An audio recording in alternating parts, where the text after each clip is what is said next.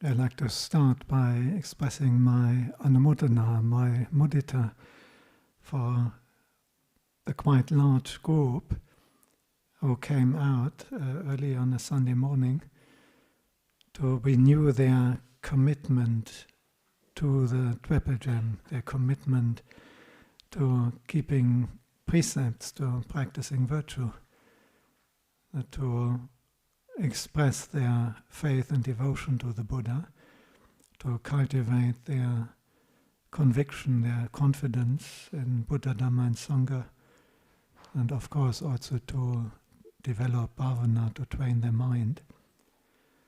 But already just the act of taking a refuge and then committing to the 5 precepts, this is something. My heart is just very happy whenever I see people doing that, when I witness that, when I can contribute and to people doing that, and I encourage that and the people take it up, is very uplifting. Because you guys are actually doing something about Gaza. Not in the sense that you go there and actively start fighting in a war in some way. But as the Buddha said, now there's a way around killing, and that is not killing. There's a way around violence, and that is non-violence. There's a way around stealing, which is not stealing, and so on. In the end, we can't overcome war by more war. We can't overcome violence by violence. As the Buddha said, hatred can't be overcome by hatred, but only by non-hatred, only by loving kindness, only by forgiveness, by respect, by gratitude, by compassion.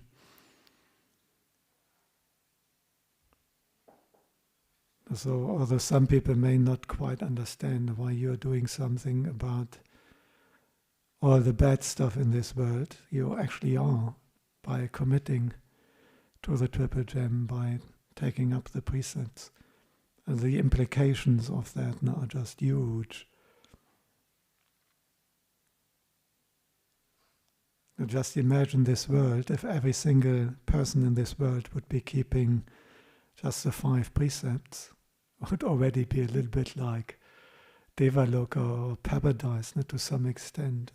So many of all the major problems would be gone already by just that much. So good on you, well done. It's a pleasure to see people making that commitment.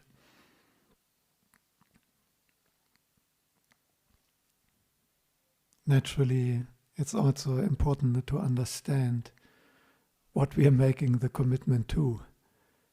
If you take refuge into something, what does it mean? What do we actually do take refuge in? For example, taking refuge in Sangha. Buddhaṃ saranang gacchāmi, Dhammang saranang gacchāmi, Sanghang saranang gacchāmi. What does it actually mean? And for many people, it means a very personal faith. There's a certain monk or nun who they really like and find inspiring, and then they have a strong personal devotion and maybe also affection and maybe also an attachment to that particular monk or nun. And is that really so much, is that really quite what the Buddha meant? Because imagine that monk or nun disrobes, maybe with more than 30 veins. Or maybe they act in some uninspiring way, and maybe they get noticeably angry or whatever. And then the faith crumbles. In fact, recently someone sent me an email concerned with these matters. And these things have happened. We had quite a few monks, many monks, In fact, statistically, of all those who have ordained in the last, it's about 50 years now, a little bit longer, in our tradition, now the vast majority have actually disrobed. There's only a minority of those who came to the monastery to ordain, or even of those who ordained, there's only a minority who managed to continue to, like Lumpur Sumedho now, more than 50 reigns. And so it happens that people have this strong personal faith and devotion, this personal affection to a monk, and then the faith crumbles away when they disrobe. But what is actually the Buddha's description for taking refuge in Sangha? What does it mean? What is Sangha there? Exactly. Yadidaṃ cattāri purisayugani aṭṭha purisapuggala Esa Bhagavato Sāvakasangho. When the Buddha, in the very well-known description which we chanted today, Supatipanno Bhagavato Sāvakasangho, Uchupatipanno Bhagavato Sāvakasangho. The Sangha of the disciples of the Blessed Ones, the Sāvakasangha, has practiced well, has practiced directly, has practiced insightfully, and so on. And then the crucial one, Yadidaṃ cattāri purisayugani aṭṭha purisapuggala. Now the 4 pairs of persons, now the 8 kinds of individual. Esa Bhagavato Sāvakasangho. This is the Sangha of disciples of the Exalted One. Now the 4 pairs of persons that refers to those who have either realized the 4 stages of enlightenment, a stream entry, once return, non-return, and the full liberation, nibbana, arahant, or a person where the faculties have matured to such an extent that they will definitely realize it in this very same life. So they haven't attained it yet, but their faculties, their spiritual faculties of faith, energy, mindfulness, samadhi, and wisdom are so strong and have already gone so far that they will definitely attain it in the same life. And this is 8 kinds of individuals. So as you said, now Arya Sangha, the Sangha of the noble ones, noble not in terms of aristocracy, blue-blooded, but in terms of having seen the Dhamma.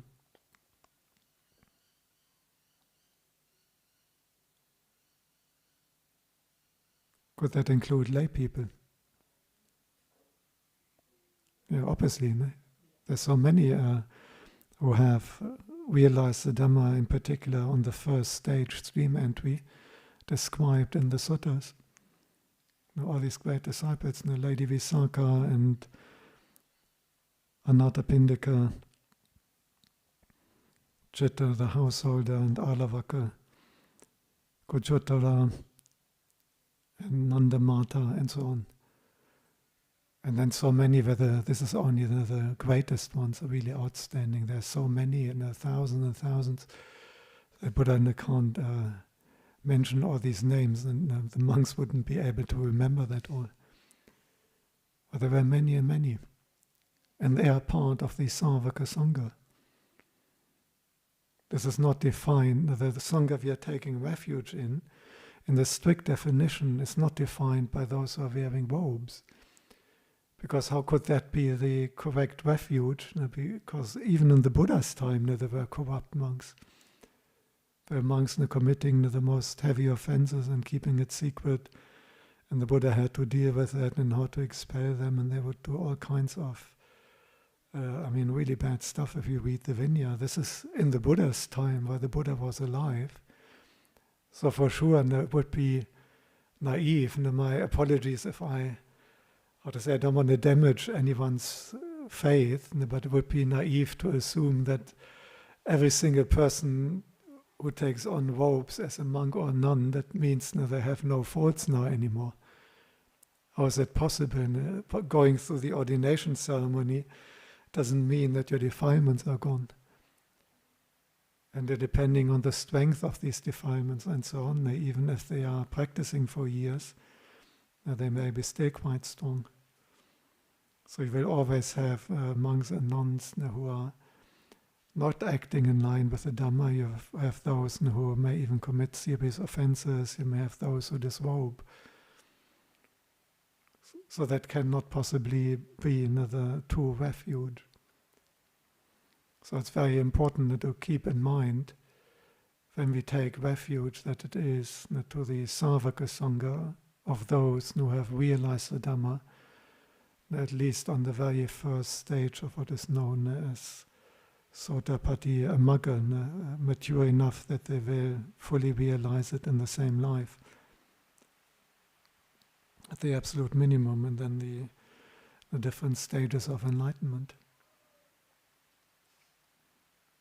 If we do that, then we will not be shaken by the behavior or disrobing or inappropriate behavior of a single monk or a single nun.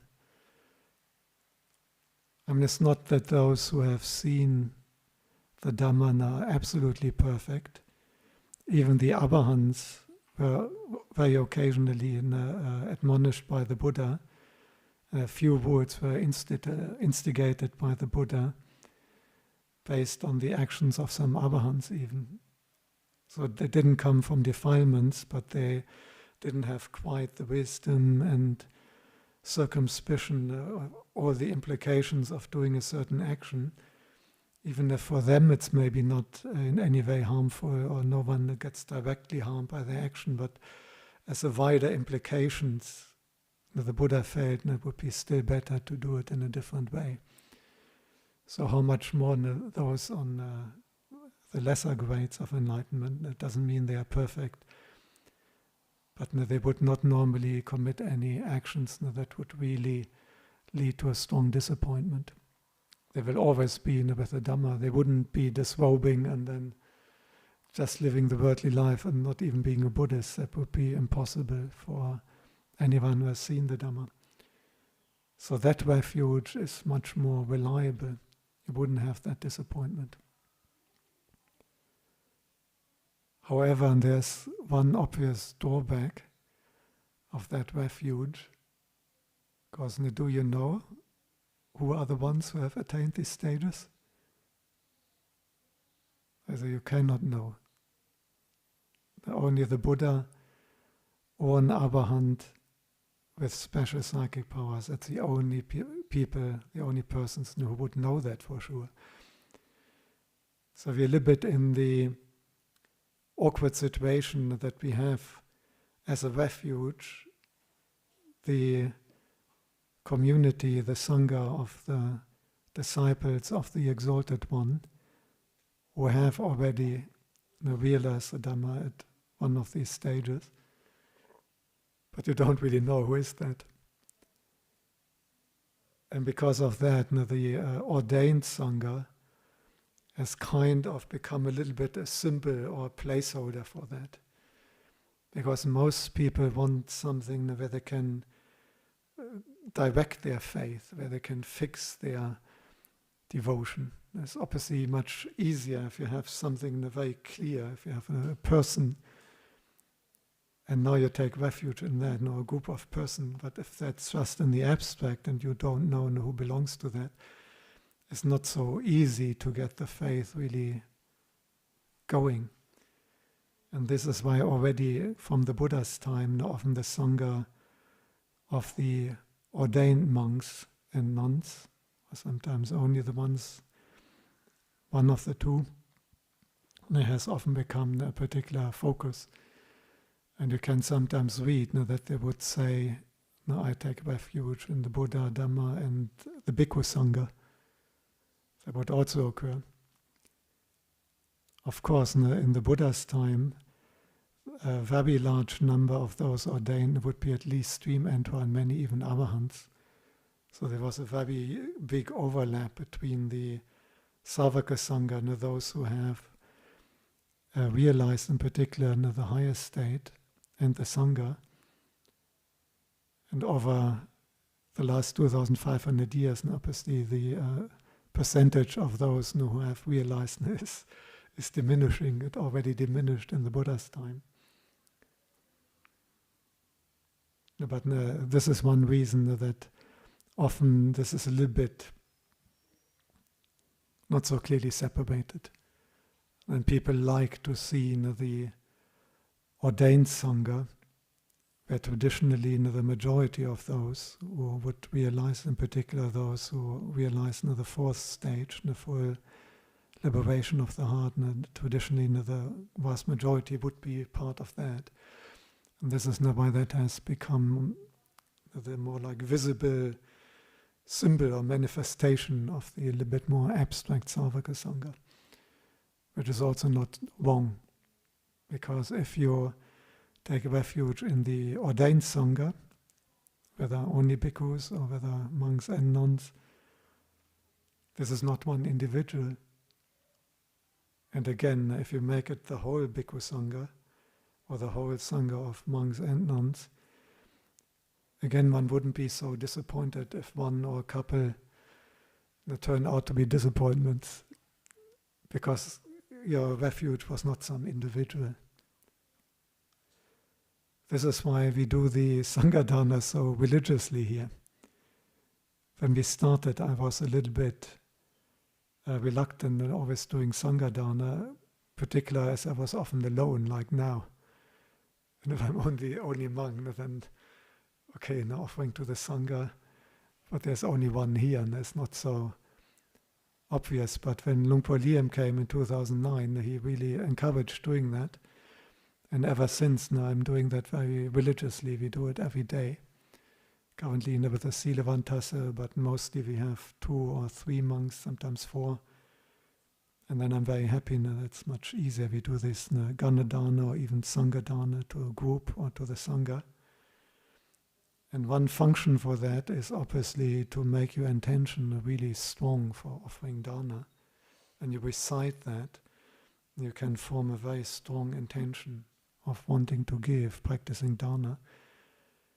And that is more powerful karma, more powerful good karma, punya in this case, the stronger your intention.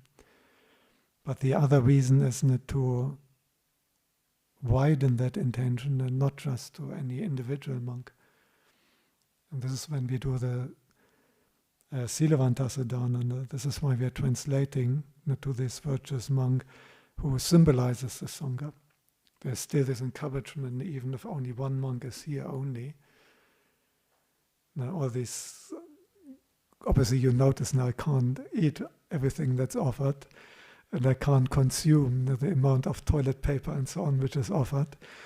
But I'm sharing that very happily with any other monks. We just had Bhante Jinavatana coming, who's not Ajahn Chah tradition even, but who ordained in the tradition in Sri Lanka, where I originally ordained. And of course, we are sharing then requisites. I invite them, there's anything from the stores you may like or find useful. So it's good to keep that in mind whenever we do the Sangha Dana. That is a moment to train your mind not to have so much personal faith to an individual. Because individuals can be disappointing. Whether it's marriage, whether it's Sangha, it can go wrong. On the other hand, if it's widened for the whole Sangha, that one has survived for 2,500 years. And it's probably going for some more time. And you wouldn't have that disappointment that suddenly the Sangha has vanished and your refuge has vanished. So that's a great way of training that whenever we do the Sangha Dana, and bring that to mind. And whenever we do the refuge ceremony, the before, afterwards, during the day, this is why I'm talking about it now. That today we have that. One day full moon retreat, many people did do the refuge ceremony. Now reflect what you're actually doing there. What are you taking refuge in? Same with the Dhamma. What does it mean to take refuge in Dhamma? Truth? Is that the truth that is written in the Pali Canon? Because someone answered the truth. Dhamma is the truth. I take refuge in the truth. Some people say this is the truth. Another person say this is fake news, but that is the truth. And the other says no, that is fake news, and this is the truth.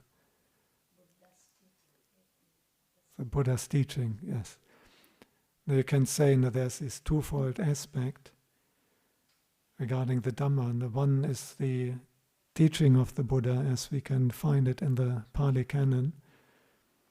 And my recommendation here is to go really for the teaching of the Buddha.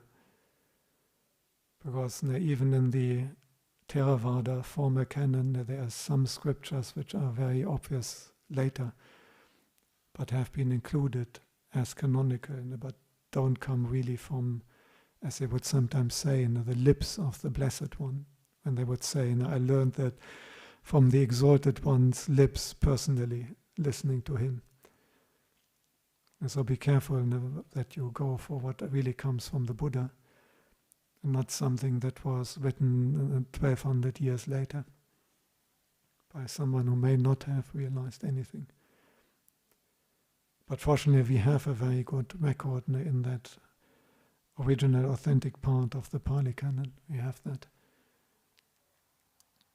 However, that is again not the really deep refuge. What is the more deep aspect of the refuge of Dhamma? Yeah, realization, reality. Real reality. The only real reality is Nibbana. Now that is the Dhamma the Buddha experienced under the Bodhi tree. That is a Dhamma you cannot really put in words. You can say what it is not. It's obviously not conditioned. It's not anything from this world. It's not a body or feeling or perception or sense impression and so on. You can say it is not this. You can also give some pointers. That is something that should be described as happiness. The end of suffering is another negative description. But the Buddha also described it as marvelous, as the refuge, as security. But these are just pointers. The true Dhamma that the Buddha experienced in his heart is not something which you can really express in words adequately, but something that has to be experienced in our own heart. So it's good to also be aware of that. For the Dhamma refuge in particular, the Dhamma here is the Dhamma of the Buddha. When you talk about verbal teachings, about words, written stuff, things you can recite, the suttas, the Vinaya. Make sure that you go what really comes from the Buddha as good as we can discern. There's obviously you can't know that with absolute certainty. If you sit in front of the Buddha and he teaches you, then you know. But now there's no way to know with absolute certainty. But it's actually quite easy to. It's well known which parts are really early. Mostly in the four Nikayas, Tika, Majjhima, Samyutta and Anguttara, the long discourses, mid-length discourses, the connected discourses, and the numerical discourses. And then you have got the Dhammapada, Sutta Nipata, Itivuttaka, Udana, and Terigata. This is the one I would strongly recommend to go for. But when you study that, whether by listening on YouTube, whether learning Pali, or having monks explaining that, or lay people explaining that on a podcast, whatever. When you study that, now keep in mind, this is not the ultimate refuge. The ultimate refuge is the Dhamma which can be experienced in our heart, the Dhamma of liberation, the vimutta citta, the liberated heart, the totally pure heart, a heart freed from defilements, a heart freed from dukkha. This is a real refuge we're going for. And the scriptural teaching, that is what helps us to get there.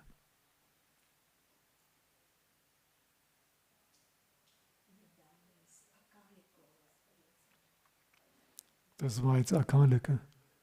This is why it's timeless. And the scriptural Dhamma obviously is not totally timeless.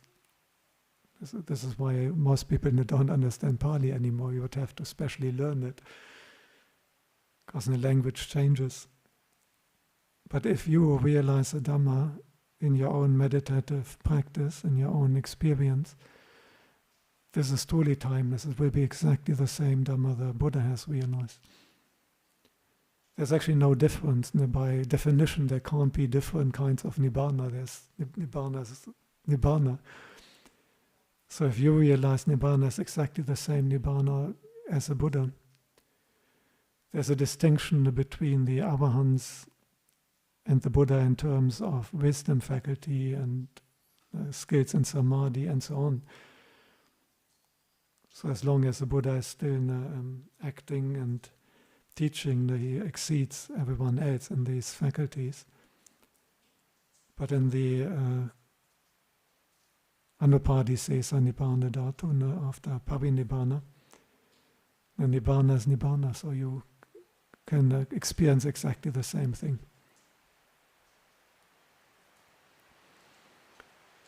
And of course, the first one, the Buddha, you took refuge in the Buddha. Buddhaṃ saranang gacchāmi. So what is the Buddha? Because if you take refuge, you would want to know, what is that? No, the Supremely Awakened One. And again, people can have a very personalized faith. That is always the easiest. Now, this is why you also have things like kings and queens. Because a country, United Kingdom, Britain, that is a little bit abstract. What is that? But if you give someone a king or a queen and they represent it, they find it much easier to relate to that. Now, this is how we are conditioned. We relate to a human person. This is why these Buddha statues became popular. They didn't have Buddha statues for the first couple 100 years. And in some ways, having the statues can be a little bit a drawback. It can distract you. Because the Buddha is not this statue. And the statue, a really good one, they can express some of the qualities, the compassion, the composure, the calm, the peace, the mindfulness. But obviously, what really is the Buddha is the realization of the Dhamma. The vimutta citta, his heart free from dukkha, his heart free from defilements. This is the essential quality of the Buddha. And you can't really put that into a statue. So it's important that we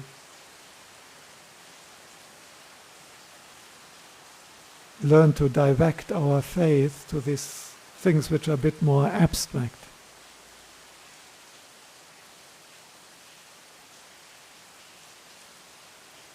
It's important that we understand the meaning of what we take refuge in. And I think I stop here because I can't really talk against that heavy rain.